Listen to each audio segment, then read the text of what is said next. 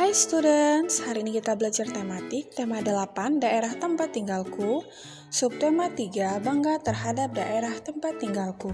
Kita mulai dari pembelajaran 1, halaman 122. Anak-anak, perhatikan bukunya halaman 127. Nah, di sini terdapat cerita tentang angsa dan telur emas. Nah, kalian bisa membacanya di rumah dan menjawab pertanyaan yang ada di buku kalian di halaman 128 sampai dengan halaman 129. Anak-anak, perhatikan bukunya halaman 141. Pada waktu liburan, Siti pulang ke kampung halaman ibunya di Yogyakarta. Siti mengunjungi neneknya. Rumah nenek Siti dekat dengan pantai. Siti senang membeli ikan di TPI atau tempat pelelangan ikan. Siti membeli ikan bersama ibu di TPI banyak nelayan pulang melaut. Nah, nelayan bekerja mencari ikan di laut. Hasil tangkapan ikannya digunakan untuk memenuhi kebutuhan hidupnya sehari-hari. Mata pencaharian sebagai nelayan ditemukan di pantai. Berbicara tentang nelayan mengingatkan kita kepada cerita fiksi, yaitu Nelayan dan Ikan Mas. Nah, kalian bisa baca di rumah Nelayan dan Ikan Mas di halaman 141, 142, sampai dengan 143. Nah, jangan lupa diisi pertanyaan yang ada di buku tersebut. Nah, anak-anak, berdasarkan cerita Nelayan dan Ikan Mas, kamu dapat memahami adanya tokoh dan peran tokoh dalam cerita fiksi.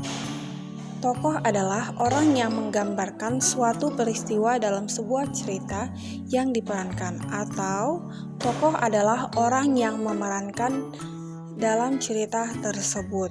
Nah, anak-anak, di dalam cerita terdapat tokoh utama dan tokoh tambahan atau disebut dengan pembantu. Tokoh utama adalah tokoh yang memiliki peranan penting dalam suatu cerita. Tokoh utama paling banyak diceritakan baik sebagai pelaku kejadian maupun yang dikenai kejadian. Bahkan dalam novel-novel tertentu, tokoh utama senantiasa hadir dalam setiap kejadian dan dapat ditemui dalam tiap halaman novel yang bersangkutan. Tokoh tambahan adalah tokoh yang memiliki peranan tidak penting dalam cerita. Kehadiran tokoh pembantu sekadar menunjang tokoh utama. Anak-anak, dalam cerita peran tokoh terdapat dua. Yang pertama itu adalah protagonis, yang kedua yaitu antagonis.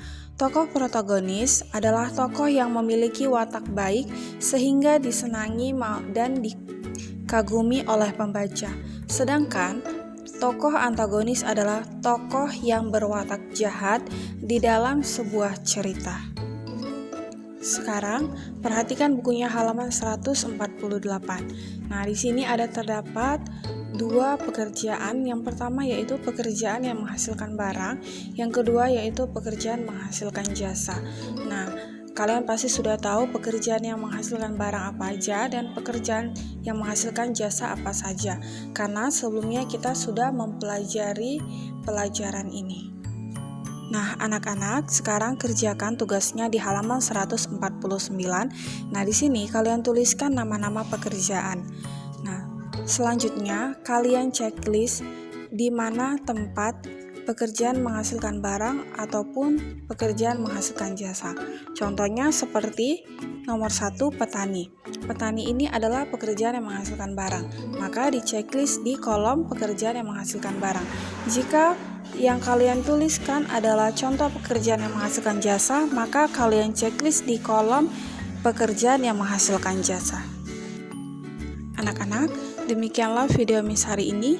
Jangan lupa belajar dan dikerjakan tugasnya. Jika sudah selesai, maka kalian kirimkan ke Google Classroom.